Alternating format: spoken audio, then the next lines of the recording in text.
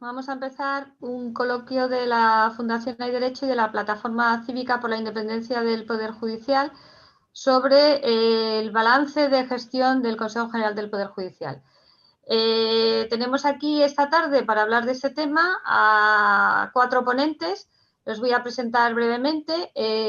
Tenemos a Rosa Esperanza Sánchez, que es magistrada de lo contencioso administrativo y es vocal de la Junta Directiva de la Plataforma por la Independencia del Poder Judicial. Buenas tardes, Rosa. Hola, buenas tardes. Tenemos también a Jaime Lozano, que es también magistrado de lo contencioso administrativo en el Tribunal Superior de Justicia de Castilla-La Mancha y también es miembro de la Plataforma por la Independencia del Poder Judicial. Buenas tardes, Jaime.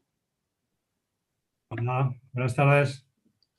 Está con nosotros también Rodrigo Tena, que es notario y patrono de la Fundación Hay Derecho. Buenas tardes.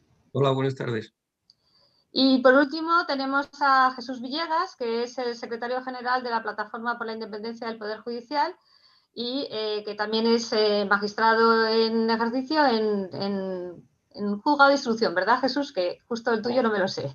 Sí, gracias, Elisa. Hola, buenas tardes. Hola, buenas tardes.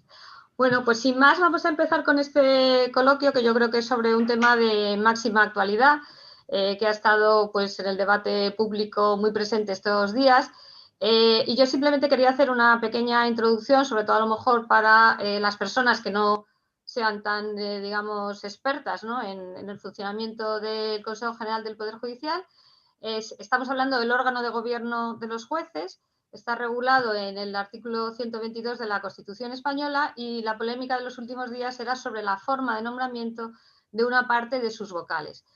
Según este artículo, el Consejo tiene 20 vocales, 8 son nombrados, porque así lo dice expresamente la Constitución, por el Congreso y el Senado, por mayoría de 3/5 partes, entre juristas de reconocida competencia que tengan más de 15 años de ejercicio profesional. Y la polémica viene con respecto a los otros 12 vocales que, según la Constitución, tienen que ser nombrados entre jueces y magistrados en los términos que señale una ley orgánica.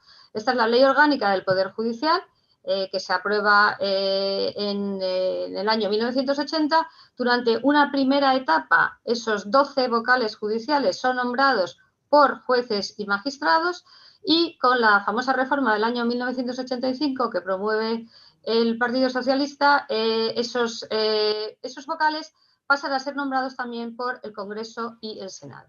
Y eso es avalado en una sentencia del Tribunal Constitucional del año 1986, donde se dice que se considera que es constitucional esa fórmula, puesto que la Constitución la ha remitido a una ley orgánica, pero que lo que sí dice expresamente, y esto es muy importante a los efectos que hoy vamos a comentar, es que lo que no se puede es reproducir un sistema de cuotas, digamos, partidistas o de mayorías parlamentarias, ¿no? Eso es más o menos los términos de la sentencia y eso es exactamente lo que ha ocurrido durante la vigencia de este sistema, ¿no? Hay también una reforma entonces promovida por el PP en el año 2013, pero vamos, a los efectos que nos ocupa no se altera el sistema, digamos, del nombramiento de los vocales, en el sentido que sigue siendo un nombramiento por el Parlamento. Y por último tenemos la propuesta de estos últimos días, con todo lo que el debate que ha suscitado, que era una propuesta donde a la mayoría de 3/5 partes, que sí se exigía en la ley orgánica para el nombramiento de los vocales judiciales, lo mismo que para el nombramiento de los vocales no judiciales establecido en la Constitución, se reducía, se mantenía esa mayoría, digamos, en una primera vuelta, pero en una segunda vuelta, si no se mantenía, entonces se iba a un sistema de mayoría absoluta. Por tanto, digamos, se perdía ese consenso, vamos a decirlo así, mayor que era el que tenía la ley orgánica. Como se sabe también, esto se ha detenido, no exactamente retirado, pero sí detenido, y estamos a la espera de esa posible negociación, que ahora ya es una negociación, digamos, bueno, pues delante del público, ¿no? No como venía siendo habitual, de una forma un poco más discreta.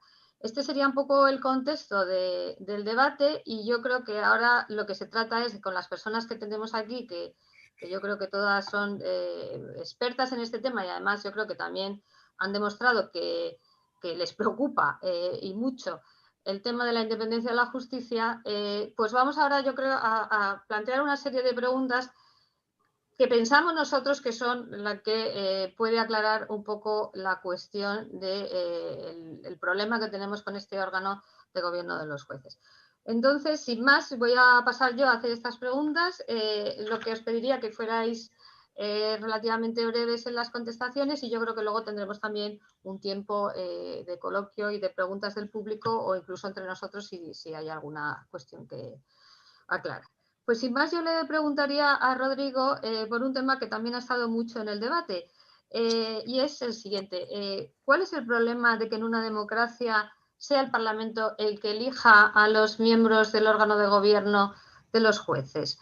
¿Nos puedes explicar esto un poco para gente que a lo mejor no es tan experta en el mundo del derecho? Sí, efectivamente, se escucha con mucha frecuencia ese argumento, ¿no? ¿Qué problema tiene que el Parlamento elija a los jueces, ¿no? O al órgano de gobierno de los jueces, porque al fin y al cabo es el depositario de la soberanía popular, ¿no?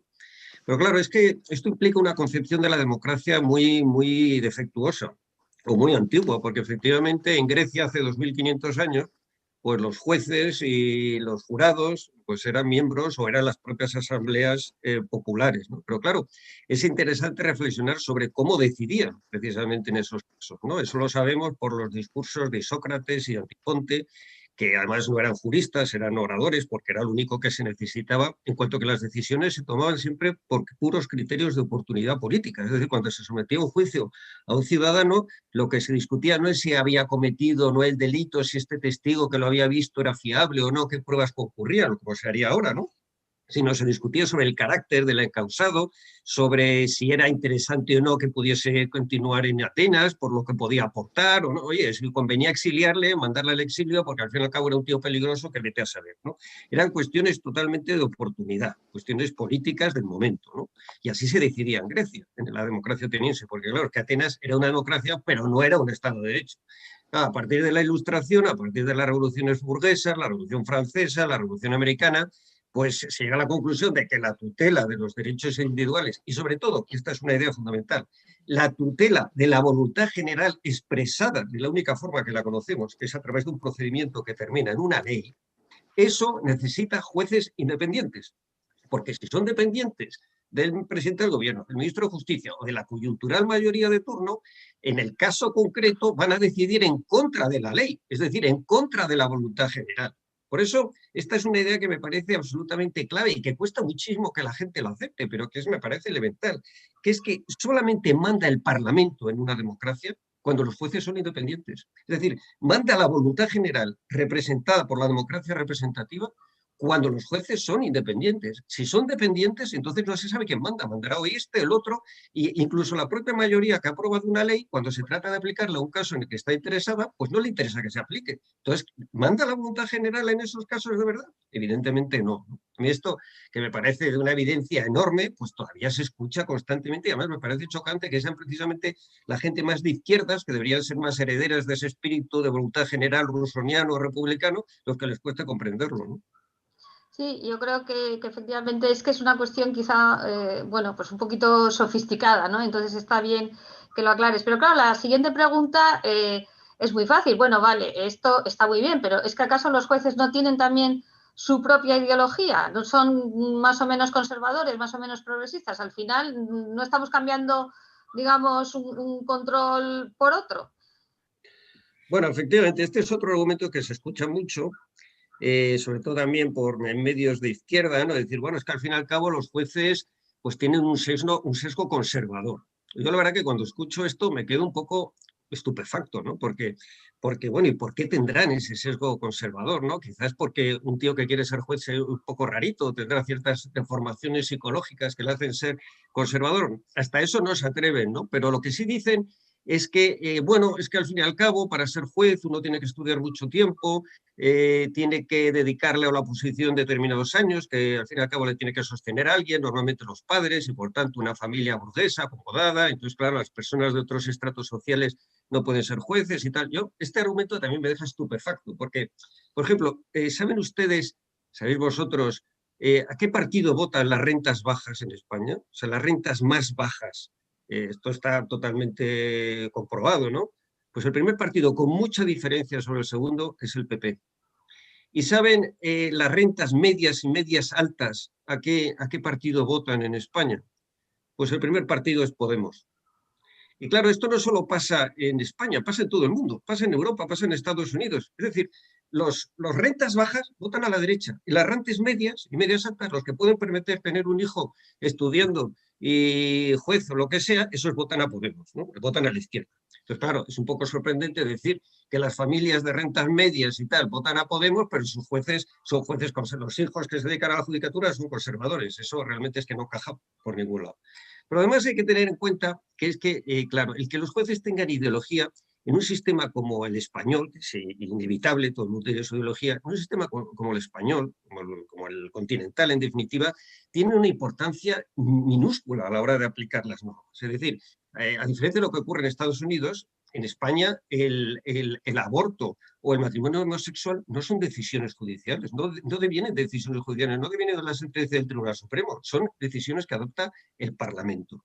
A diferencia, como digo, lo que ocurre en otro lugar. Entonces, aquí que haya un cierto sesgo o no a la hora de aplicar una determinada ley, su importancia es infinitesimal. Otra cosa es que puede ocurrir, y efectivamente es un tema totalmente diferente, es que a la hora de elegir los jueces, una determinada minoría, que pueda ser mayoritaria en un determinado momento, puede imponer una mayoría por el propio sistema electoral de elección. Pero este es un problema técnico que se puede resolver perfectamente consagrando un sistema electoral que permita la pluralidad.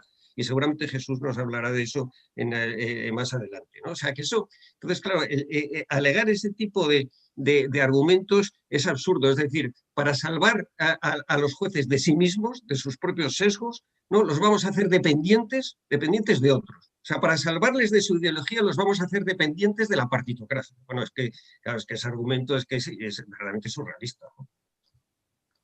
Bueno, las deja muy claro, sí. Y yo, otra pregunta que tengo ahora para Rosa, ¿y cómo saben los partidos si los jueces son de derechas o son de izquierdas?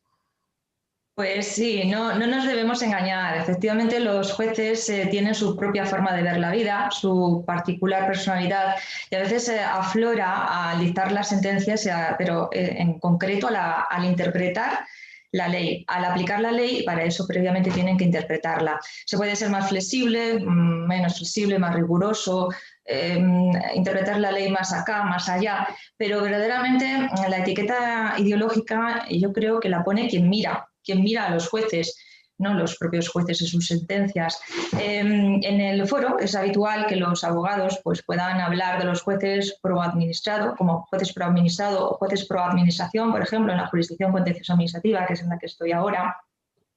Y en principio se presupone que el primero es el que es más de izquierdas y el segundo, el pro administración, se supone que es el que es más de derechas. Sin embargo, si en esa administración del territorio gobierna el PSOE, vamos a pensar que el juez pro administración es juez de izquierdas o de derechas, mejor dicho, pues es muy relativo. Yo lo que creo es que en realidad no tanto es relevante la ideología como la lealtad, la cualidad del juez de ser leal, porque el juez que es elegido para vocal del Consejo, porque de eso estamos hablando en el fondo, se trata de que no traicione al bando político que le ha elegido como vocal. ¿Esto cómo se sabe? Pues a través de la asociación del juez a una de las dos asociaciones de las cuatro, bueno, dos de las cuatro que hay, que son JD y la PM. Una de ellas es más cercana al PSOE y otra, el JD, y la PM es más conservadora, más cercana al PP. Por ejemplo, lo vemos ahora de una manera práctica con ocasión de la reforma de la Ley Orgánica de Poder Judicial para rebajar las mayorías cualificadas para la renovación de los vocales del Consejo. Podemos ver que JD ahora mismo calla completamente, mientras que la APM, junto con las otras dos asociaciones judiciales, ha emitido un durísimo comunicado de repulsa por la reforma. En todo caso... pero seguramente, Rosa, cuando fue la reforma de Gallardón sería al revés, me imagino, ¿no? Eso iba a decir, que efectivamente en años anteriores, cuando gobernaba el PP, era al contrario, la que solía callar y no pronunciarse con comunicados ni duros ni blandos era la APM. O sea que por eso digo que son las dos más destacadas. Y aunque asociarse realmente, como intento decir, a una u otra tampoco es una garantía de un marchamo, de un ideario ideológico, porque la ideología la pone quien mira. Realmente los partidos sí saben que el juez que está asociado a JDI o APM y además es un juez ambicioso que se destaca por su ambición, por sus expectativas de promoción, que se mueve bien en los pasillos, que hacen moqueta, vamos a hablar claramente, pues exhibe un plus de lealtad y va a ser elegido vocal del Consejo por el PP o por el PSOE, según el caso, en la creencia por parte de estos partidos de que no va a traicionar los intereses del partido y que va a ser un juez como vocal agradecido. Vale, pues lo has dejado muy claro. De todas formas, luego vamos a insistir un poco en el tema de las asociaciones, pero bueno, creo que te ha quedado claro. Entonces, otra pregunta también para Rodrigo, volviendo un poco a esta idea, en el órgano de gobierno de los jueces tiene que haber un poco de todo, la pluralidad política y la pluralidad de la sociedad se tiene que traspasar al órgano de gobierno de los jueces, que es otro argumento que oímos mucho. ¿Hasta qué punto eso es así? ¿Hasta qué punto de verdad tenemos un reflejo en el órgano de gobierno de los jueces de esa supuesta pluralidad política o social? Pues sí, es que lo acaba de explicar Rosa perfectamente. Es decir, pero vamos a ver, ¿a quién le importa la ideología de los consejeros actuales del Consejo General del Poder Judicial? Es que no le importa absolutamente a nadie. Puede ser marxistas, leninistas o creer en la mano invisible, si es que le da igual. O sea, ¿cuál es la ideología, por ejemplo, del señor Vicente Aguilarte, el consejero Vicente Aguilarte? Si es que no le importa a nadie nada. O sea, ni a él mismo probablemente. O sea, es que no ha sido elegido por eso. Ha sido elegido porque era amigo de Enrique Rajoy, hermano del antiguo presidente del gobierno. Y como había hecho muchos favores personales al señor Enrique Rajoy y a los registradores, pues le nombra precisamente para que siga haciéndolos en la medida de lo posible, como agradecimiento por los servicios prestados y los que puede prestar. Entonces, esto es que es así, con este señor y con tantos otros. O sea, como ha dicho Rosa perfectamente, no se trata de un tema de ideología, se trata de un tema de equipos. ¿Tú eres de mi equipo o no eres de mi equipo? Esa es la cuestión. Lo que tú puedas pensar es que no importa a nadie nada, absolutamente, porque volvemos a lo anterior. La incidencia del sesgo ideológico tuyo y respecto del que puedes tener tú en relación a los jueces que vas a nombrar es que es tan infinitesimal en relación con la aplicación práctica del derecho, es que no le importa a nadie nada. Ahora, ojo, sí, si estás en mi equipo, las decisiones sí son importantes, las que afectan a mi equipo, pero tu ideología es que es lo mismo, es que da igual. Si es que esto lo escribió Joaquín Costa hace 150 años en su libro que tendría que ser de lectura obligada, Oligarquismo como forma de gobierno, en el caciquismo y oligarquía como forma de gobierno en España. Si es que lo que se trata son de los equipos que cada oligarquía se construye para defender sus propios intereses. Yo te nombro, luego te premio haciéndote pasar a magistrado del Tribunal Supremo, luego vuelves otra vez al Consejo, luego colocas a tu hijo en la escuela judicial. Pero si es que, ¿esto qué tiene que ver con la ideología? Esto es simplemente un tema de equipos, de oligarcas que cooptan el Consejo pues, para repartirse pues, los cargos y los beneficios entre unos y otros, y los favores políticos cuando toca, claro. Sí, está claro que el clientelismo en España está todavía a la orden del día. Pero claro, Jaime, algo tendrá el Consejo, ¿no?, para que sea tan codiciado por los partidos políticos. ¿Por qué tiene tanto interés el órgano de gobierno de los jueces para los partidos? Bueno, ¿me preguntas a mí? Sí, te pregunto a ti, Elisa. perdona. Jaime, sí, a ti. Vale.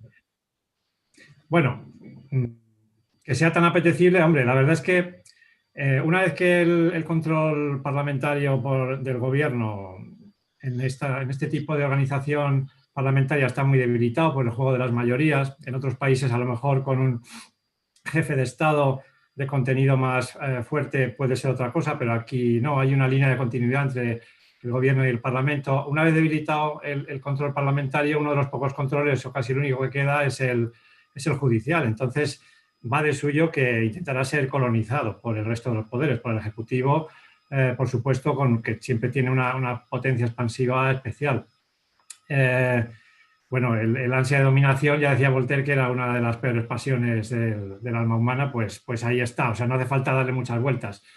Lo que pasa es que yo creo que hay una razón profunda. El otro día, hablando con un amigo mío, catedrático de procesal, Javier Vecina, me decía: vosotros habláis mucho de lo del Consejo, pero no os dais cuenta que esto no es más que una manifestación de otro fenómeno, una manifestación menor o mayor, y a cada cual lo puede ver, de otro fenómeno más amplio, que es el de la famosa partitocracia. O sea, no hace falta ser García Trevijano para darse cuenta que la democracia española es muy imperfecta. Cuando se produjo la transición, había una especie de ingenuidad política comprensible, y se entendió que los partidos políticos eran equivalente de democracia, que los partidos políticos eran la democracia, prácticamente hicieran lo que hicieran los partidos políticos, porque antes no había nada.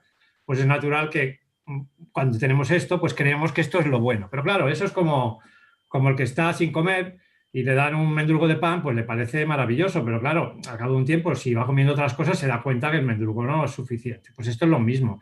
Los partidos políticos no equivalen a la democracia necesariamente, depende de cómo se comporten y de lo que hagan.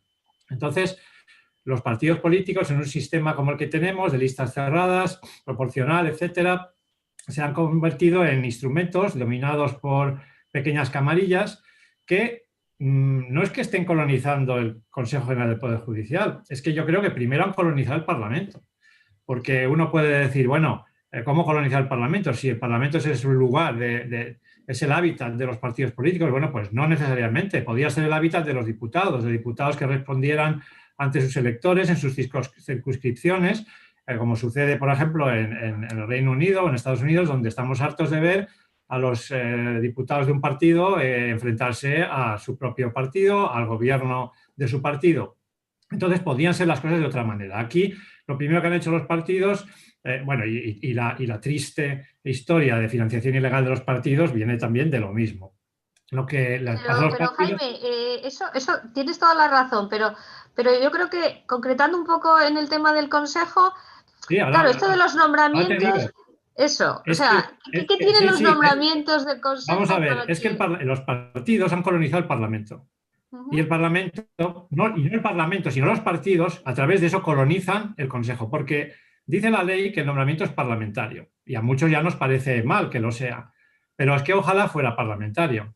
Es que no lo hace el Parlamento el nombramiento. El nombramiento lo hace una reunión de las 2 o 3 personas que dominan en cada partido político, se ponen de acuerdo y luego le dicen a sus diputados lo que tienen que hacer. De tal manera que después, por ejemplo, la entrevista que se hace a los candidatos en el Parlamento es un simple paripé para dar marchamo de legitimidad a la elección, pero la elección se ha hecho mucho antes en un despacho. Entonces, se ha hecho, digamos, sin luz, ni taquígrafos, ni ningún control. Exactamente. De nada. Ojalá fuera parlamentario. Esa entrevista que se hace luego a los candidatos, pues nada, es un elemento más de hipocresía, de las toneladas de hipocresía que rodean esta cuestión. Porque en toda esta cuestión, una cosa es el discurso en superficie y otra cosa es lo que subyace. El discurso en superficie va a decir que es necesario el nombramiento parlamentario para dar legitimidad democrática al Consejo General del Poder Judicial. Lo que subyace es el intento de colonización del Poder Judicial por el poder político, ni más ni menos. Bueno, está también muy claro. La verdad es que, vamos, estáis todos clarísimos. Pero avanzando un poco más, explícanos un poco el tema de el Consejo General del Poder Judicial nombra a los altos cargos de la magistratura, ¿no? Presidentes de sala, vocales de los magistrados del Tribunal Supremo y también los cargos gubernativos. Un poco para la gente que realmente no entiende la trascendencia que tiene esto, si nos puedes explicar un poco por qué estos cargos son tan importantes. Bueno, sí, el Consejo nombra a los presidentes de audiencias provinciales, de Tribunales Superiores de Justicia y a los magistrados del Tribunal Supremo. No hace falta decir la importancia que tiene el nombramiento de los magistrados del Tribunal Supremo, sobre todo en la Sala Segunda, la Sala de lo Penal, también la Sala de Contencioso Administrativo, encargada de controlar los actos del Gobierno. Pero pensemos, por ejemplo, en un Tribunal Superior de Justicia, la Sala de Civil y Penal. La Sala de Civil y Penal es la que juzga a los políticos cuando esos políticos están aforados, cuando son diputados autonómicos, por ejemplo. Qué casualidad que esa sala se compone de un presidente que es nombrado discrecionalmente por el Consejo, Un magistrado que casualmente es elegido a propuesta de una terna que hace el Parlamento Autonómico. Bueno, y el tercer magistrado, menos mal que allí se metió mano por el Tribunal Constitucional y ahora es por concurso, pero también se pretendía que fuera por una especie de libre designación del Consejo. Entonces, qué casualidad que los órganos destinados al enjuiciamiento de los políticos sean aquellos en los que hay una intervención más directa en el nombramiento de sus miembros del poder político. Entonces, la razón es evidente. La razón es, como decía Rosa, nombrar personas que luego, lógicamente, alguna vez te pueden salir rana, afortunadamente, algunas veces salen rana, pero bueno, se intenta, se llega hasta donde se puede para nombrar personas que se cree que son, como decía Rodrigo, afines porque forman parte pues, de una especie de equipo, de aquí estamos todos juntos, o hoy por ti o mañana por mí. Entonces, esos cargos gubernativos son muy apetecidos por los políticos, lograr el nombramiento de quienes quieren nombrar. ¿Y por qué son tan apetecidos por los jueces o por algunos jueces? Bueno, pues ahí ya, vamos a ver, yo creo que en la carrera judicial hay una división mucho más profunda que la que diga entre conservadores y progresistas, que es entre los jueces que quieren estar dictando sentencia y haciendo su trabajo tranquilamente y aquellos que ven la carrera judicial pues como otro tipo de carrera, como una especie de cursus honorum de los romanos, un salto de cargo en cargo que te puede hacer llegar, y si tenemos en cuenta las puertas giratorias ya ni digamos, te puede hacer llegar a los más altos puestos del poder judicial, del poder legislativo y del poder ejecutivo. Entonces, son apetecibles esos puestos porque son saltos, trampolines hacia destinos todavía más importantes. También imagino que bueno, el poder que ejercen los jueces es un poder muy restringido, muy ligado a normas, y este tipo de puestos permite un poder más, no diré arbitrario, un poder más discrecional, que siempre es más apetecible por gente como nosotros que estamos acostumbrados a un poder muy constreñido por las normas. Entonces, la combinación de todo ese cóctel hace que unos estén deseando los políticos, dar puestos, y algunos de los jueces, estén deseando tomar. Y en ese toma y daca, pues siempre se puede sacar partido a alguien que no debería sacarlo. Bueno, yo creo que ya me has contestado la siguiente pregunta que te iba a hacer, es en qué medida los jueces son cómplices de este sistema, ¿no? Ya me has dicho que por lo menos hay un sector de los jueces, me imagino que minoritario, que sí juega con estas reglas, ¿no? Es un poco lo que nos has contado ahora. Sí, hombre, desde luego, una cosa es obvia, si nadie participara en el sistema caería por sí solo. Por ejemplo, en el nombramiento de vocales del Consejo General del Poder Judicial, si nadie se presentara, no tendrían a quién elegir el Parlamento. Entonces, cómplices, bueno, yo las personas, cada cual toma sus decisiones y respeto individualmente al que quiera hacer lo que quiera hacer, cada cual tendrá sus razones. Ahora, los que sí que son cómplices absolutos son las asociaciones judiciales, con la honrosa excepción del Foro Judicial Independiente, al que no pertenezco, pero es así. Todas las demás participan en el sistema. Jueces para la Democracia fue el ideólogo del sistema, ha sido muy complaciente con la modificación que se venía en ciernes y que afortunadamente parece que se ha parado. La APM, pues la APM está en el árbol y las nueces. Otros agitan el árbol y ellos están recogiendo las nueces.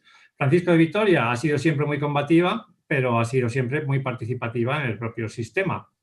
Con lo cual, sí son cómplices las asociaciones. Estas tres asociaciones, a mi juicio, son cómplices, y además APM y JD han actuado en muchas ocasiones con su actitud como correas de transmisión de respectivamente Partido Popular y Partido Socialista.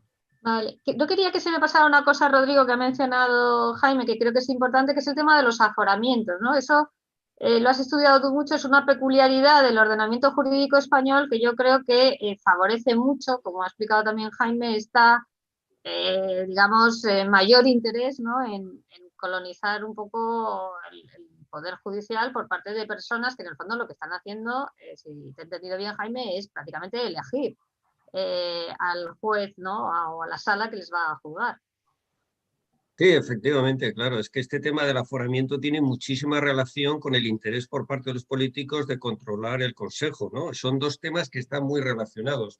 Si no hubiese aforamientos, todavía los políticos seguirían teniendo mucho interés en controlar, porque evidentemente colocar jueces determinados afines que en un determinado momento te pueden salvar la cara, una decisión política delicada, etcétera, es siempre interesante. Pero claro, si le añades el aforamiento en el ámbito penal, que supone que determinadas instrucciones van a ser realizadas no por los jueces de base, sino por jueces, los jueces designados por los altos tribunales, ya sea la Audiencia Nacional, el Tribunal Supremo, etcétera, los tribunales superiores de justicia, pues claro, esto es enormemente interesante en un país tan corrupto como España, en el que continuamente están saliendo escándalos de todo tipo que terminan en los tribunales.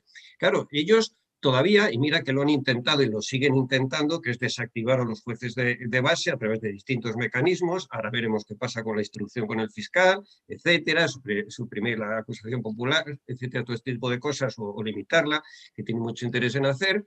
Pero claro, por ahora no lo han conseguido. Entonces los jueces de base siguen siendo ferozmente independientes. Entonces, claro, que te instruya un procedimiento penal, uno de estos, que era una manera de controlar, que va a aplicar el reglamento o la ley a rajatabla sin ningún tipo de sesgo, pues puede ser extraordinariamente desagradable. El caso de Urdangarín, ¿no? Siempre lo menciono, el caso de Iñaki Urdangarín y la infanta Cristina, que no estaban aforados y van a parar a un juez de instrucción, digamos, que no...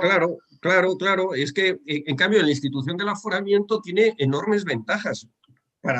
No desde luego para los otros pobres que pueden estar ahí mezclados en la instrucción, etcétera, que les quitas una segunda instancia, etcétera, pero para los políticos de turno sí, porque en primer lugar el juez de instancia pues tiene mucho, el juez de instrucción, pues hombre, cuando aparece un aforado por ahí, pues se lo tiene que mirar con mucho más cuidado, porque a la mínima que haga ya tiene que subir arriba, entonces evidentemente pues no instruye de la misma manera o con la misma libertad, ¿no? Pero claro, una vez que ya el caso ha llegado arriba, pues evidentemente puede instruir una persona que ha sido designada directamente, de una forma indirecta, pero directa en el fondo, por el partido correspondiente que no le interese que ese caso pues tenga determinado recorrido. Ya vimos lo que pasó con la pobre Rita Barberá cuando la metieron en la Diputación Permanente para mantener su aforamiento. Es una prueba del 9 de que el aforamiento es extraordinariamente interesante para los partidos políticos, ¿no? Eso es algo obvio.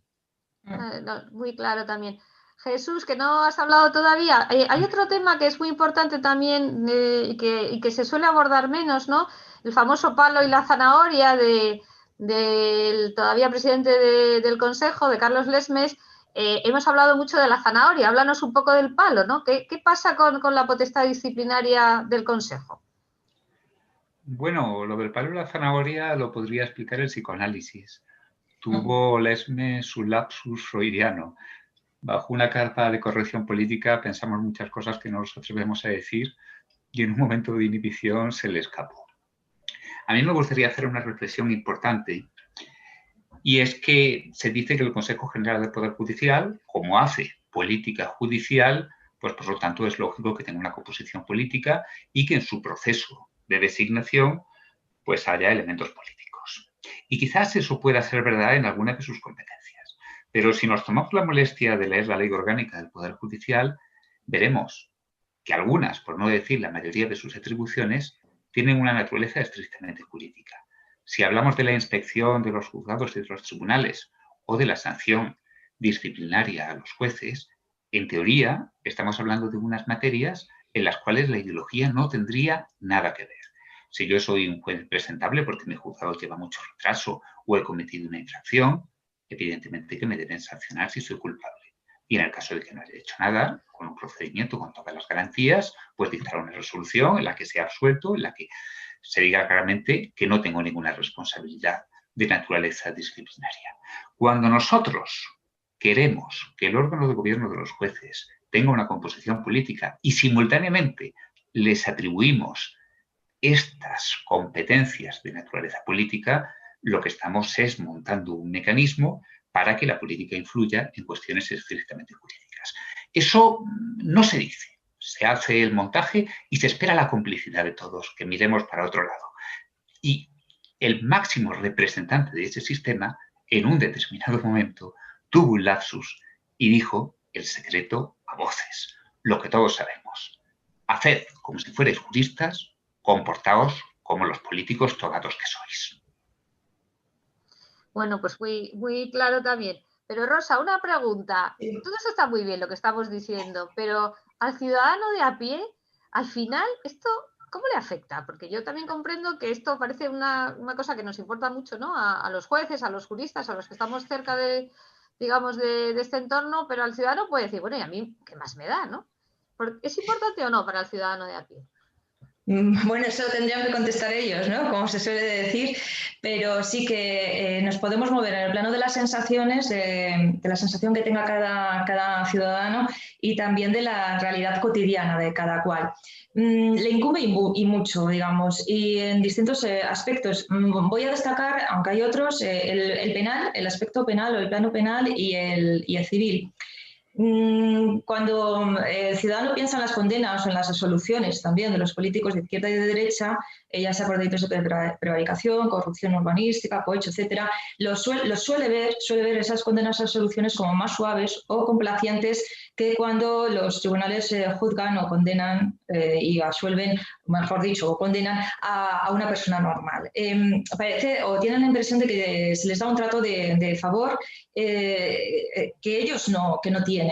Y quizás sea cierto, esa sensación tenga un fundamento precisamente por el efecto conjugado de lo que antes apuntaba Rodrigo, de los aforamientos, porque esos políticos son juzgados por el Tribunal Supremo y por los Tribunales Superiores de Justicia. Y también porque les juzgan jueces de esos tribunales, Tribunal Supremo, Tribunal Superior de Justicia, que están designados a su vez por el Consejo General del Poder Judicial. Es decir, les están juzgando jueces designados por esos otros jueces vocales que supuestamente son leales a los partidos, en general los vocales del Consejo.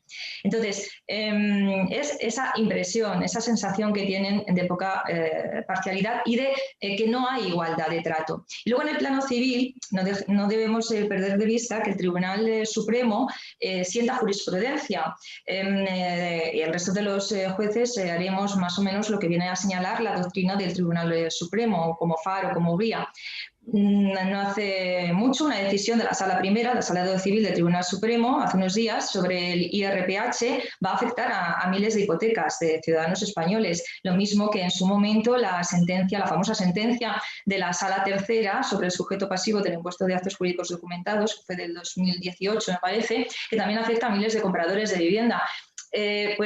Y no solo eso, les afecta en otras parcelas también del derecho de familia, el tema de divorcio, cómo se interpreta, hasta qué punto temas concretos de violencia sobre la mujer, se va matizando, se va puliendo la doctrina por parte del Tribunal Supremo. Y ciertamente no se resuelven estas cuestiones de la misma manera según los jueces que se sienten en el Tribunal Supremo, porque sí que aflora un poquito esa ideología en la interpretación de la ley en aspectos de matiz, de grises, en un momento dado, porque ya Rodrigo Tena ha dicho que, teniendo en cuenta que nuestro derecho es continental, el ámbito de intervención o de interpretación del juez es muy limitado. Pero en todo caso, podemos decir que, por un lado, los ciudadanos de a pie no se sienten tratados por igual que los poderosos, la banca y los políticos,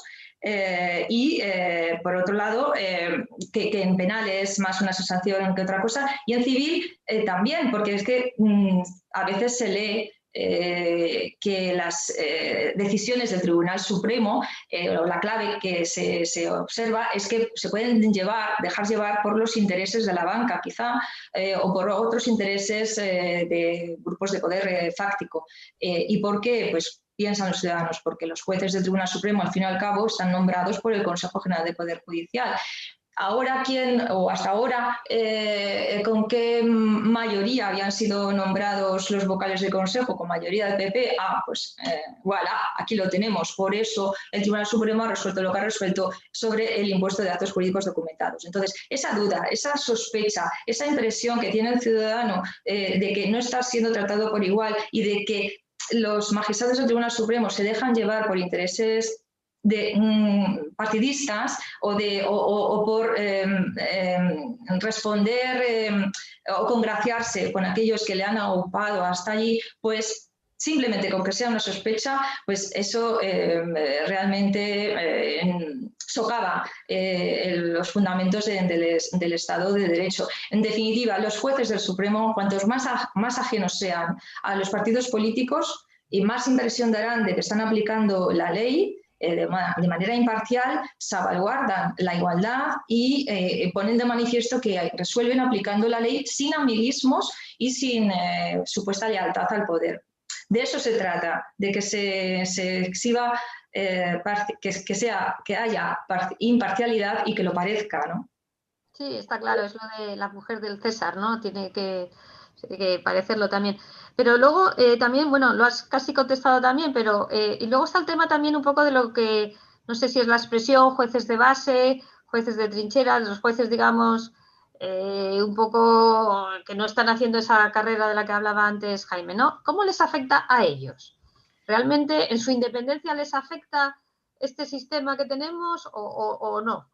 A ver, genera un estado de ánimo de desmotivación, de desesperanza, porque los jueces de a pie, de base, trinchera, como nos queramos llamar, pues vemos que solo llegan a vocales del Consejo pues los que más pasillo hacen o más se arriman al poder. Y estos además luego serán los que nombren a esos otros jueces que llegan arriba al Tribunal Supremo y al Tribunal Superior de Justicia. Llegarán al final los amigos y conocidos de estos otros. O sea, nada que ver con el mérito y la capacidad que se demuestran día a día en el dictado de las sentencias, en la resolución de los pleitos de los ciudadanos. Entonces desmotiva y mucho porque nos preguntamos ¿para qué hacerlo bien con el justiciable si no voy a conseguir nada? No se trata muchas veces de conseguir promocionar hasta arriba, pero por lo menos tener un estímulo, ver que progresas, porque es una carrera muy plana, no llegamos a nada, somos jueces por oposición o por concurso de méritos y ahí estamos unos años, entre 2, 5, últimamente las últimas promociones tardan un poco más en subir a magistrado, pero una vez que llegamos a magistrado ahí nos quedamos, somos 5.500 y solo llegan a Tribunal Supremo 80 y a Tribunales Superiores de Justicia no sé si 130, 135, 160, no lo sé, pero todos los demás nos quedamos ahí siempre, el resto de nuestra carrera judicial hasta la jubilación. Pero también tiene repercusiones en nuestras condiciones de trabajo. A ver, los jueces de base siempre nos consideramos rabiosamente independientes y de hecho lo somos. Y Rodrigo y los demás ponentes lo han destacado. Se puede ver algo de sesgo de ideología, pero a ver, no por nuestra forma de pensar, de ver la vida, pero no nos dejamos llevar, no debemos nada a nadie. Estamos ahí porque hemos aprobado la oposición y punto. O sea, nadie nos va a llamar por el teléfono para pedirnos que devolvamos ningún favor. Yo no debo ningún favor a nadie. Ninguno de los que estamos en la base, la mayoría, que somos la mayoría realmente, casi la mayoría. Pero ¿qué sucede? Que nos creemos y nos sentimos independientes, pero en realidad no lo somos tanto, porque nuestras condiciones de trabajo dependen mucho del Consejo General del Poder Judicial. El Consejo General del Poder Judicial, en esos aspectos gubernativos que antes me preguntaba sobre ellos, pues cubre vacantes, nombra comisiones de servicios o niega comisiones de servicios a los solicitantes, refuerza juzgados con mucha carga de trabajo, crea plazas de jueces. ¿Y qué sucede? Que el Consejo puede hacerlo en un partido judicial y no en otro, en un juzgado y no en otro, en función del interés de premiar o represaliar a este juez o a este otro juez, depende de quién sea amigo de ese juez. También el Consejo puede fijar, debería, que no lo ha hecho todavía, fijar la carga de trabajo máxima a efectos de salud laboral de los jueces. La puede fijar más arriba o más abajo. Eso nos afecta a nosotros, porque a los jueces en el día a día, porque nos puede marcar un punto de mayor estrés. Si tenemos que resolver todo lo que entra, resolveremos más estresado nuestras condiciones de trabajo que si nos fijan una carga inferior. También el hecho de que el Consejo, a través del Servicio de Inspección, decida, por ejemplo, aplicar el reglamento de retribuciones variables como criterio para inspeccionar juzgados, para ver cuál es la carga ordinaria, puede imprimir un plus de estrés al propio juez y al mismo tiempo eso perjudicará en un momento dado al ciudadano, porque el juez al que le esté pinchando el servicio de inspección diciendo tienes que sacar más, incrementa el rendimiento, pues tendrá que decidir entre o mantenerse coherente con lo que cree, que es resolver con una cierta pausa y reflexión, aunque le puedan incluso abrir un expediente disciplinario o resolver, venga, que es al final una sentencia o resulta una resolución bastante más, pues, en fin, de modelillo, ¿no?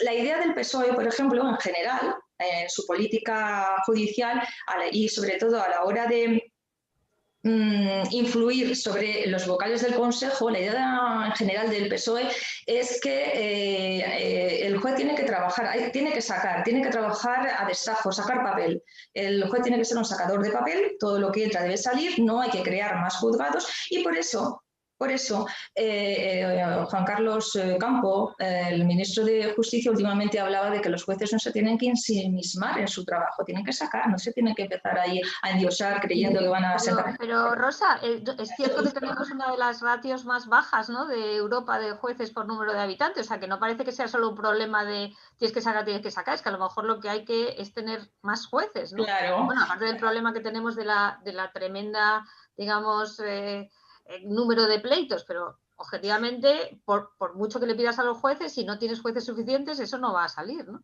Sí, efectivamente, si nos comparamos, por ejemplo, con Alemania, que tiene 20 jueces por cada 100.000 habitantes, en España somos 11 jueces por cada 100.000 habitantes, con lo cual ahí se ve que la ratio es notoriamente insuficiente. Faltan unos 1.000 jueces en España para que realmente la justicia pueda ser rápida, porque con los pocos jueces que somos no podemos ser más rápidos. Nos pueden dar con el latiguillo, que quiero decir también una cosa, que por mucho que haya incidido en el PSOE, antes y durante los mandatos del PP tampoco ha sido distinto. O sea, en realidad ambos partidos piensan lo mismo. Mejor que estemos sobrepasados por el trabajo antes que pendientes de instruir aquí o de instruir allá o de ser más, en fin. Sí, digamos pero al final uno y otro piensan lo mismo, ¿eh? Lo que pasa es que uno lo dice, por lo menos es transparente, y otro pues se lo calla. Pero en definitiva lo que necesitamos es un Consejo General del Poder Judicial que tenga su propio presupuesto, que se creen más plazas de jueces, unas 1.000,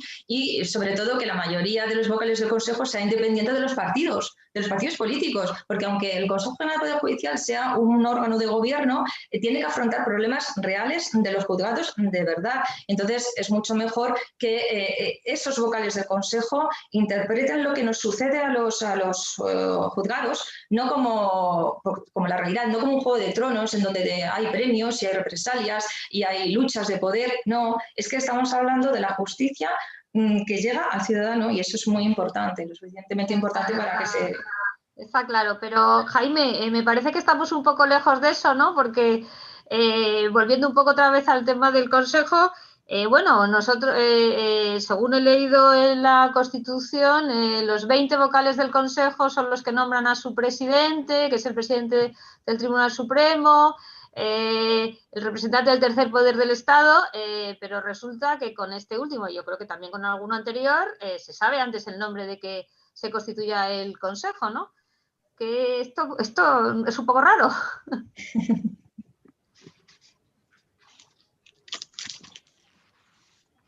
Es bastante raro, sí, bastante raro. La verdad es que lo que pasó en el último consejo con la elección de Lesmes, del presidente Lesmes, que ya ha pasado en alguna otra ocasión, pero es uno de los aspectos más vergonzosos de toda esta historia. Efectivamente, el Parlamento debe elegir a los 20 vocales. Ya hemos visto que ni siquiera es el Parlamento, son las camarillas de los partidos. Y luego esos 20 vocales deben reunirse y en la primera reunión deben elegir al presidente, que hace el número 21, y además tiene el voto de calidad, o sea, es un puesto muy importante. Entonces, pues en la elección del último consejo, efectivamente, se anunció que ya había un acuerdo entre los dos partidos, porque no se habla de un nombramiento parlamentario, sino un acuerdo entre los partidos, etc. Y que además el presidente iba a ser Carlos Lesmes. Claro, esto era muy sorprendente porque el Consejo que tenía que reunirse y elegir al presidente, a su presidente, ni siquiera estaba constituido. Entonces, ¿qué misterio era este de que ya se sabía a quién iban a elegir? Bueno, porque todo es un paquete y el presidente es la guinda de la tarta, muy importante, más que una guinda, porque tiene un poder importante, entre otras cosas, el voto de calidad. Entonces, hasta aquí, pues... Bueno, hasta aquí era, bueno, en fin, uno puede decir pues lo de siempre, no es nada sorprendente. Lo realmente sorprendente y escalofriante es que desde luego se reúna el Consejo y efectivamente elija a Lesmes. Sí. Porque yo personalmente pienso, claro, pienso que si a mí me han nombrado para el Consejo y estoy con ilusión de reunirme el primer día hablando con mis compañeros de a ver a quién vamos a elegir, no me gustaría que me dijeran, no, si es que esto ya lo han elegido otros por nosotros, ¿no? Aunque solo fuera por despecho, yo seguramente a esa persona no la querría elegir. Sin embargo, se reúnen y lo eligen sin ningún problema. Es una forma realmente lamentable de empezar un mandato. Esto es pasar por las orcas caudinas para demostrar quién manda y dejarse poner la marca del ganadero para demostrar a qué ganadería pertenece cada cual. que además es igual que pertenezcan a una ganadería o a la otra, porque esas ganaderías tienen intereses comunes y a la hora de la verdad se ponen de acuerdo en actuar sin hacerse daño, no nos hagamos daños unos a otros. Entonces, ¿por qué pasa esto? Pues realmente yo, en fin, conozco e incluso soy amigo de algunos de los actuales miembros del Consejo y los tengo por personas honorables, la verdad. Entonces, pienso, estas personas que para mí son honorables y que sin embargo han pasado por esto, ¿por qué? ¿Por qué han pasado por esto? Entonces, intentando buscar una explicación que vaya más allá de que todo el mundo es un corrupto, etcétera, etcétera, que eso, los hay que son corruptos, los hay que no lo son, eso y de todo, como en todas partes.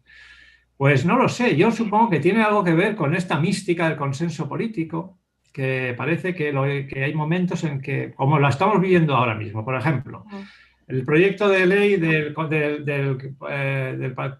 gobierno, de la proposición del Partido Socialista y de Podemos para la elección por mayoría absoluta. Bueno, se retira. Y ahora parece que lo mejor que nos puede pasar es que haya un consenso entre el PP y el PSOE para por fin nombrar al Consejo. Pues es que eso no es lo mejor que nos puede pasar. No, eso es estar otra vez en lo mismo. Está claro que es que el proyecto de... Entonces, esa mística del consenso, por fin hay consenso, venga, pues vamos a elegir al presidente que nos han dicho, porque ahora que por fin se han puesto de acuerdo no la vayamos a liar. Pero ¿cómo que no la vayamos a liar? Claro que hay que liarla. Claro, vamos a ver. El proyecto del Partido Socialista no iba a politizar más el Consejo, lo que iba a hacer era politizarlo de un lado solamente. Sí, está claro, sí, lo cual es peor, desde luego, más vale que esté politizado mezclado, desde luego, pero más politizado no iba a estar politizado de un lado. Ahora lo que vamos a tener es otra vez lo de siempre, politizado por los dos lados. Entonces, no, ese consenso político puede ser bueno o puede no ser bueno y estar tapando las miserias y las corruptelas del sistema. Entonces, no necesitamos que haya jueces que se ofrezcan a ser adalides de ese consenso político y hacer lo que les digan para evitar que se rompa ese consenso político. Ese consenso político a nosotros nos es igual. Y nosotros lo que tenemos que decir es que los vocales del Consejo General del Poder Judicial los tenemos que elegir nosotros como deriva claramente de la Constitución. Y como deriva de la famosa sentencia del 86 del Tribunal Constitucional, porque ya dijo el Tribunal Constitucional que si pasaban según qué cosas, sería inconstitucional el nombramiento. Bueno, pues todos los nombramientos son inconstitucionales, del primero al último. Sí, sí. Quería también una cosa que también, porque claro, hablamos de esto, pero Jesús, la realidad es que, y esto también es otro argumento, bueno, este ha sido el argumento, es que este Consejo lleva 7 años, creo que no es la primera vez, ¿no?, que hay estos consejos en funciones. Entonces, yo también querría un poco, para la gente a lo mejor no tan experta, esto de que el Consejo esté en funciones, esto de que no se pueda renovar a tiempo, ¿por qué es tan grave? ¿Por qué está, digamos, aquí este follón de no, es que llevan 7 años, están haciendo nombramientos? Porque incluso también había la cosa de, bueno, pero que el Consejo en funciones no pueda hacer nada. ¿Nos explicas un poco esto cómo es? Bueno, jurídicamente, con la ley en la mano, no hay ningún obstáculo para que hagan nombramientos. Lo deseable sería efectivamente que el Consejo, una vez que hubiera agotado su mandato, pues resultase reemplazado por el siguiente Consejo. Pero si eso no ocurre, en teoría deberían seguir desempeñando sus funciones.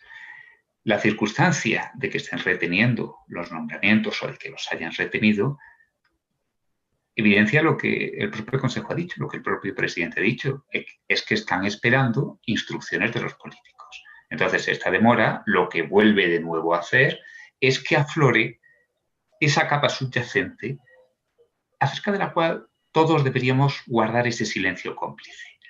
Y como con el paso del tiempo terminan incurriendo en una sensación de impunidad, ya han perdido la vergüenza, simplemente lo confiesan de una manera abierta. Estamos a la espera de que nuestro amo nos diga lo que tenemos que hacer. Bueno, pues también muy claro. Y... Si me permites, Elisa, sobre esto de las funciones, ¿qué puede hacer el Consejo en funciones? Es que me parece interesante porque aquí se ha dicho que, al parecer, en parte por las presiones de la Unión Europea, no va a seguir adelante el PSOE y Unidas Podemos con la proposición de ley que han presentado o que presentaron el pasado 13 de marzo en el Congreso de los Diputados. Yo lo que he leído en los medios de comunicación, que igual estoy confundida, pero lo que he leído es que no van a retirar o no tienen intención de retirar la reforma, sino que van a tomar contacto con el Consejo de Europa para defender su reforma, pero sobre todo sin retirar al menos una parte de la reforma. La reforma tiene dos finalidades. Por un lado, rebajar la mayoría cualificada de 3/5 a la mayoría simple, para facilitar la renovación, y la segunda, que tiene que ver con esto de lo que qué puede hacer el Consejo cuando está en funciones, cuando no renueva después de los 5 años. Bueno, pues el artículo de la ley orgánica que permite, que establece cuáles son las competencias, las funciones que se reconocen al Consejo. Bien, pues lo que propone esta proposición de ley es suprimir de entre las funciones que puede cumplir un Consejo General del Poder Judicial ya con el nombramiento caducado, mientras no se renueva, es quitarle, o sea, dejarle todas las funciones que le corresponden, salvo la de nombramiento de altos cargos discrecionales, o sea, nombramientos discrecionales de las altas instancias judiciales.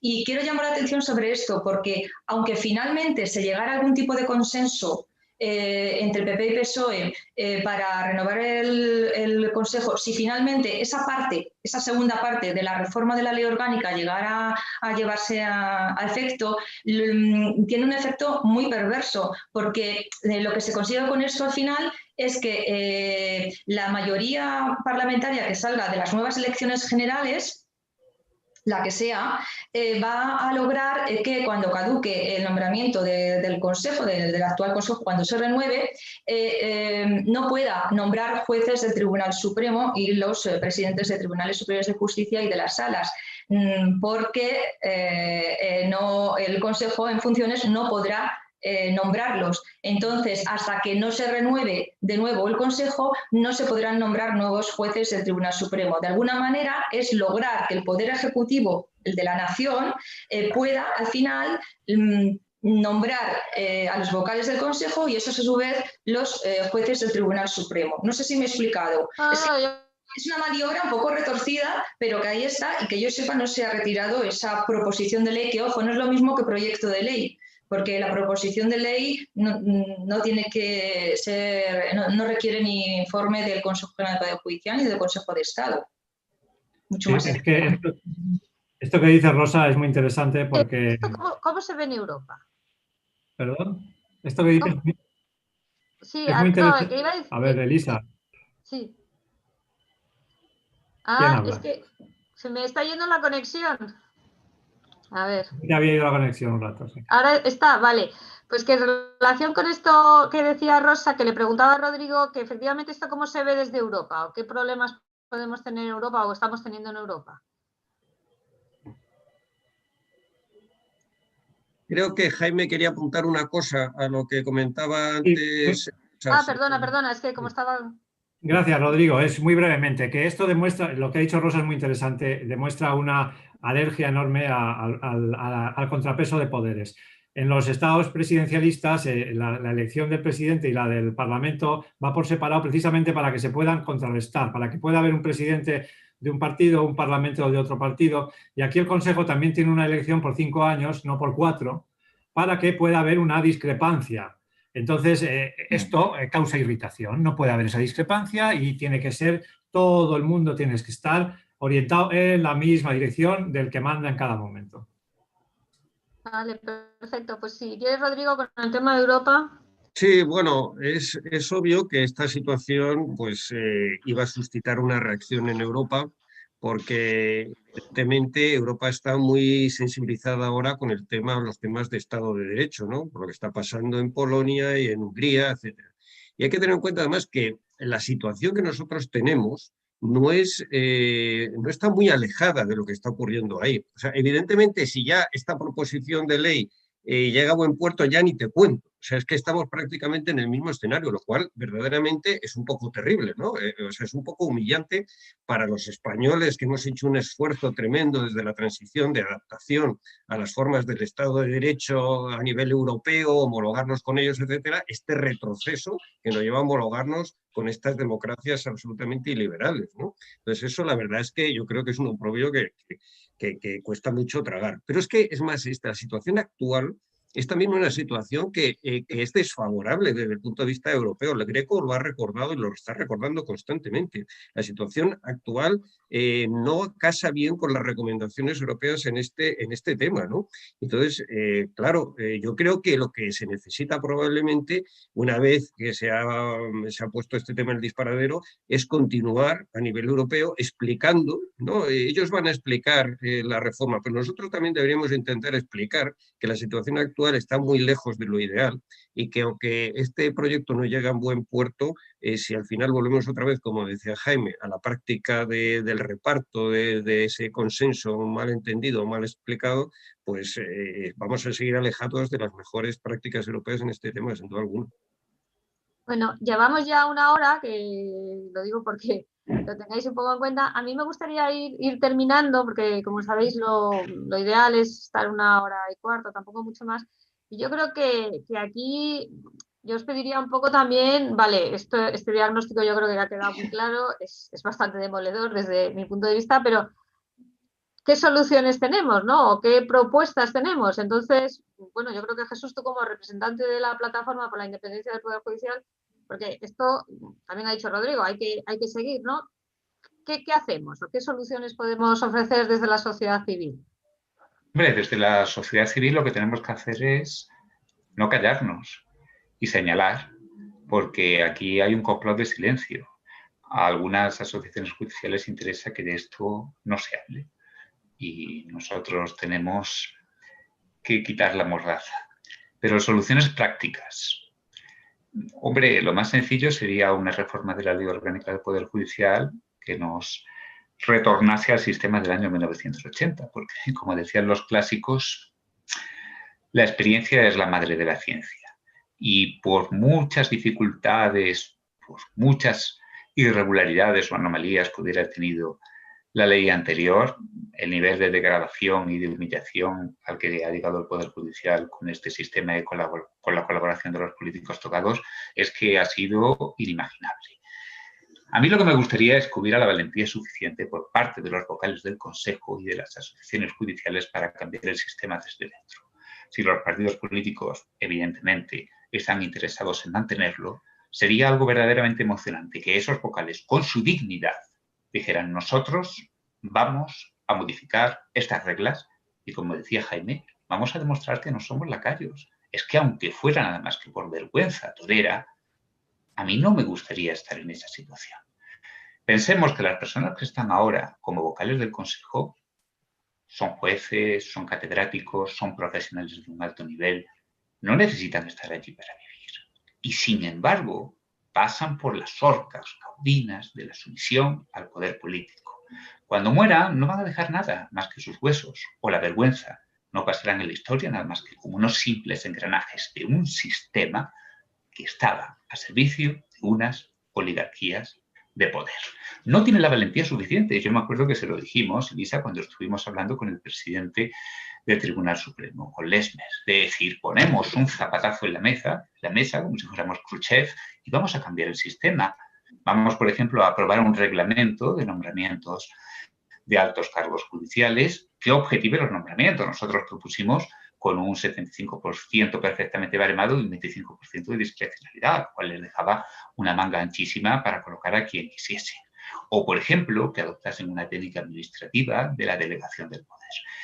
En estas materias que hemos visto que tienen un contenido jurídico, podrían sencillamente delegar en determinadas comisiones que tuvieran una composición objetiva, algo así como lo que pasa en el acceso a la carrera judicial con las oposiciones. En teoría, el acceso a la carrera judicial podría controlarse por el poder político. En la práctica, puesto que lo deciden unos órganos delegados que tienen una composición muy variada, se genera una heterogeneidad que hace muy difícil el control. Si ellos quisieran, podrían desde dentro cambiar el sistema, pero no lo hacen. Le dije a Jaime, ¿por qué? Pues mire, don Jaime, por la psicología humana, porque el hombre, dicen que el perro es el mejor amigo del hombre. Pues yo diría que es que el hombre tiene mucho de canino. Cuando nos dan de comer, cuando nos ponen una soga al cuello, a veces nos gusta. Y eso es muy triste para quien lleva una toga y tiene que impartir justicia. Bueno, también muy claro. No sé, Rodrigo, tú también, porque nosotros desde la Fundación Hay Derecho también, aparte de un poco digamos, la solución más clásica, ¿no? La vuelta a la ley del 80, pero también hemos visto algún otro modelo. Si puedes también comentar un poco otras posibles soluciones que mejoren lo que hay, ¿no? Bueno, es que modelos hay muchísimos. Mejores que el que tenemos, pues una barbaridad. Está volver a la ley anterior, como decía Jesús, quizás sea necesario ahí no solo eso, sino unas reformas complementarias que permitan pues, evitar que una asociación que pueda ser minoritariamente mayoritaria pueda hacerse con una representación excesiva, pero eso es un problema de técnica electoral, inventando el número de votos, inventando el número de candidatos que se puede presentar, etcétera. Hay técnicas electorales que permiten resolverlo. También, por supuesto, se puede ir a otros sistemas, el sistema de sorteo. El sistema de sorteo, sinceramente, cada vez está, o sea, es un sistema de asignación de cargos que puede parecer muy antiguo y muy de hace muchísimos siglos, pero que en la práctica pues tiene sus ventajas y que hoy en día se está volviendo a plantear en muchísimas esferas, para asignar puestos, para asignar plazas, y que realmente puede ser también una solución. Por supuesto, el sorteo entre candidatos que hayan pasado un examen objetivo de cualificación, y al final ese sorteo lo que supone es precisamente que no le deban nada a nadie. O sea, por un lado garantizamos la calidad y por otro lado garantizamos la independencia, puesto que al final no hay una dependencia, no hay eso que decía Jesús, una lealtad perruna al que la ha designado, porque al fin ha sido la suerte el que te ha designado, ¿no? Con lo cual, y por supuesto hay otros sistemas en donde se pueda votar a los magistrados, pueda haber un cuerpo de elector más amplio que el de los propios jueces, aunque por supuesto excluyendo la interferencia política, ¿no? O sea, hay muchos sistemas, ¿no? Pero evidentemente es cuestión de reflexionar, de sentarse, de con verdadera lealtad constitucional, de ser fieles a la interpretación de la sentencia famosa, de llegar a una solución, ¿no? Desde luego volver a la práctica actual, como decía Jaime, pues no es una solución, es continuar en el fracaso del sistema. Pues no sé si Jaime o Rosa queréis añadir algo. En principio no tenemos preguntas, o sea que si queréis podéis hablar un poquito más y ya vamos a yo creo que harían falta 3 cosas para intentar solucionar la cuestión. 3 cosas, las 3 muy difíciles de que sucedan. Yo soy un poco pesimista, Jesús siempre es más optimista, yo regular. Pero bueno, una sería establecer criterios reglados para los nombramientos de magistrados del Tribunal Supremo y presidentes de salas, que fueran reglados. Puede ser antigüedad más cursos, como hacen los funcionarios, antigüedad más cursos, más lo que uno quiera, titulaciones, doctorados, pero reglados. Esto un punto, esto un punto, esto un punto. Así, si el Consejo no tuviera libertad para nombrar a los que quieran, tampoco sería una fruta tan apetecible para los políticos. Le quedaría el aspecto disciplinario, que sí, pero no es lo mismo. Eso lo primero. Con eso ya se desactivaría enormemente gran parte del problema. El segundo, la elección del Consejo por los jueces, como dice la Constitución. Y tercero, y esto ya es un desideratum, que las asociaciones, sobre todo la APM y Jueces para la Democracia, cambiaran de actitud y dejaran de mostrar de una manera tan evidente sus simpatías respectivas por el Partido Popular y por el Partido Socialista. Bueno, pues muy claro. Rosa, no sé si tú quieres añadir algo. Yo quería insistir en que lo que nos dicen desde Europa es que los vocales del Consejo, la mayoría de los vocales deben ser renombrados por sus pares, por los jueces, sin ninguna interferencia política, y eso lo tenemos que tener bien claro. Partiendo de eso, los nombramientos que los vocales del Consejo, con esa mayoría de vocales nombrados por los jueces, nombrara esos magistrados del Tribunal Supremo, no tendrían esa servidumbre o esa hilazón creada de origen con el nombramiento con partidos políticos o grupos de poder.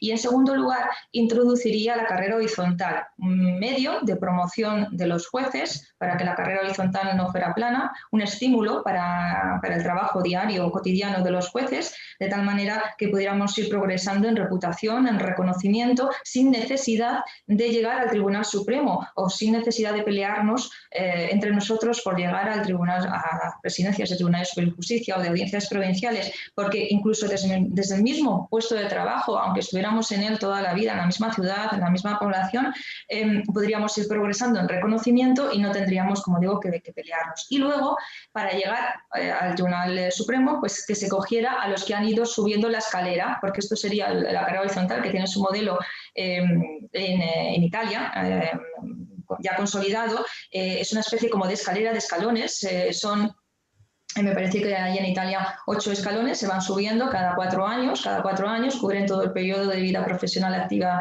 de un magistrado y solamente allí llegan al Tribunal de Casación los que están en el escalón superior, los que han ido subiendo, y para subir de escalón tienes que pues, superar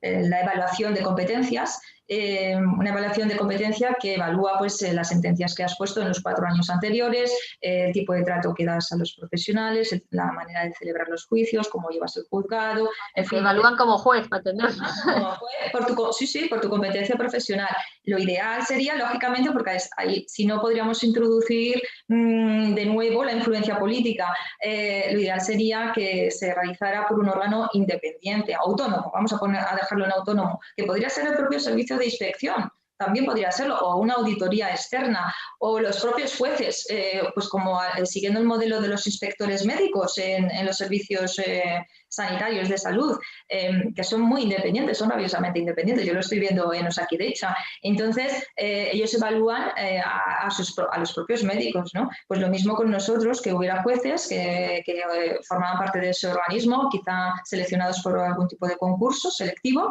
y que nos evaluaran. De esa manera, pues, podríamos ir, como digo, sería un estímulo para nosotros. En nuestras condiciones de trabajo trabajaríamos más contentos, más alegres, y el ciudadano lo podría ver porque tendría a lo mejor unas sentencias más elaboradas, de donde nos hubiéramos intentado explayar mejor, bueno, o examinar mejor la cuestión, el litigio, y solo llegarían arriba los que verdaderamente tuvieran un interés en estar en el Tribunal Supremo, no como ahora, porque apuntaba Jaime, bueno, pues que hay compañeros que tienen ambición de poder, de estar ahí simplemente por tenerlo, otros porque igual quieren disfrutar de un poder discrecional que es un poco más libre, porque el que tenemos los jueces es un poder sometido al imperio de la ley, está más constreñido, no nos podemos mover de lo que dice la ley, aunque se pueda interpretar, como yo decía antes. Entonces, vale, esas pueden ser motivaciones para intentar llegar ahí arriba y medrar, ¿no? Pero también puede haber una motivación económica. Yo no me gusta hablar de dinero porque pero ¿por qué no? ¿Por qué no? Que me mueve, pero en realidad sí lo es, porque nos consideramos muy mal pagados en general los jueces. Ya sé que no es el momento ahora de hablar quizá de esto, se está atravesando una difícil, muy complicada situación ahora en España y lo que nos queda, pero la realidad es la que es y no nos consideramos, teniendo en cuenta la responsabilidad que tenemos, el tiempo invertido durante nuestra juventud en nuestra formación y luego el esfuerzo en superar la oposición, no nos consideramos bien pagados. De hecho, justamente hoy en mi promoción, en el grupo de WhatsApp que tenemos, resulta que he sabido que un buen juez de familia de Málaga acaba de pasarse al lado oscuro, acaba de pasarse a la abogacía y es el 4.º compañero de mi promoción que da ese paso. Y por algo será. No nos sentimos estimulados, motivados, ni económicamente, ni con posibilidad de progresar. Pero bueno, esto venía a colación de No, está bien, de posibles... Un poco todo, ¿no? Todo está enlazado, porque llegarían al Tribunal Supremo los que verdaderamente quieren o creen, se sienten capacitados para sentar doctrina y ser vanguardia. No, está claro, llegarían, digamos, los mejores de los que quieren poner sentencias. Vamos a decirlo así. Por selección natural, yo creo, además. Está muy bien. Bueno, yo, si os parece ya por el tiempo que es y porque normalmente terminamos los coloquios más, pues eso, con este tiempo, no tenemos preguntas, lo cual no sé si es una buena o una mala señal. Digo la buena porque yo sé que lo hemos dejado todo clarísimo y la gente no hace preguntas. Pero bueno, en cualquier caso, yo recuerdo que todo esto se está viendo también por YouTube, que todo lo vamos a dejar colgado en la web de la Fundación y entiendo que también en la de la plataforma, por lo tanto, si tenéis compañeros, amigos que quieren ver el coloquio, ahí lo tenéis.